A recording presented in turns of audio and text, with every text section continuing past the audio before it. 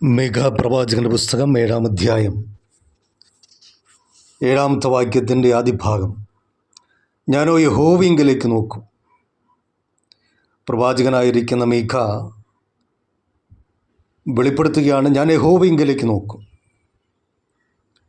7-ാം അധ്യായം നമ്മൾ പഠിക്കുമ്പോൾ അയ്യോ കഷ്ടമെന്ന് പ്രവാചകൻ പറയുക. പഴം പറിച്ച ശേഷം എന്ന പോലെയും മുന്തിരിപ്പഴം പറിച്ച ശേഷം കാല പെറുക്കുന്നതുപോലെയും ഞാനായല്ലോ. തിന്മാൻ ഒരു മുന്തിരിക്കുലയുമില്ല, ഞാൻ കൊതിക്കുന്ന അത്തിയുടെ തലപ്പുഴുമില്ല. 2-ാം വാക്യം, ഭക്തിമാൻ ഭൂമിയിൽ നിന്ന് നശിച്ചുപോയി, മനുഷ്യരുടെ ഇടയിൽ നേരുള്ളവൻ ആരുമില്ല. അവരൊക്കെയും രക്തത്തിനെ പതിയിരിക്കുന്നു, ഓരോരുത്തൻ താൻ്റെ സഹോദരനെ വലവെച്ച് പിടിപ്പാൻ നോക്കുന്നു.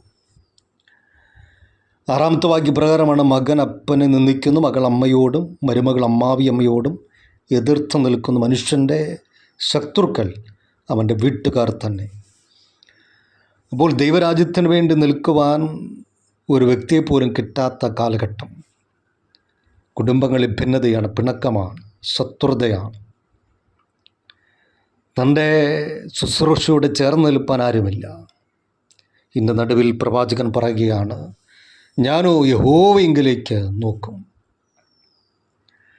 സങ്കീർത്തനത്തിൽ വെളിപ്പെടുത്തിയിരിക്കുന്ന പോലെ, ഞാൻ എൻ്റെ കണ്ണ് പർവ്വതങ്ങളിലേക്ക് ഉയർത്തും. എൻ്റെ സഹായം എവിടെ നിന്ന് വരും?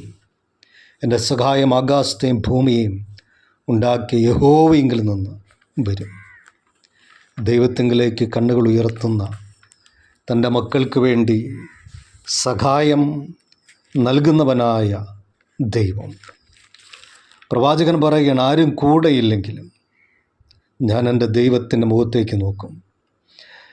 34-ാം സങ്കീർത്തനം 5-ാം വാക്യം, അവങ്കലേക്ക് നോക്കിയവർ പ്രകാശിതരായി, അവരുടെ മുഖം ലജ്ജിച്ച് പോയതുമില്ല. ദൈവത്തിങ്കിലേക്ക് കണ്ണുകൾ ഉയർത്തുന്ന, തൻ്റെ മക്കളെ ലജ്ജിപ്പിക്കാതെ നിർത്തുന്ന ദൈവം. പ്രതികൂലത്തിന് നടുവിലും പ്രവാചകൻ ദൈവത്തിങ്കിലേക്ക് നോക്കുകയാണ്. ഇന്നേ ദിവസം പ്രയാസങ്ങളും പ്രതികൂലങ്ങളും പ്രതിസന്ധികളും ജീവിതത്തിൽ ആഞ്ഞടിക്കുന്നുവെങ്കിൽ അതിൻ്റെ നടുവിൽ നോക്കുവാൻ ഒരിടമുണ്ട്. അത് കർത്താവായിരിക്കുന്ന യേശു ക്രിസ്തു എന്ന ഇടമാണ്. ആ കർത്താവ് നമ്മളെ ലജ്ജിപ്പിക്കുന്ന ദൈവമല്ല, വിടുവിക്കുന്ന, മാനിക്കുന്ന, ആദരിക്കുന്ന ദൈവമാണ്. ആ കർത്താവിലേക്ക് നോക്കാം.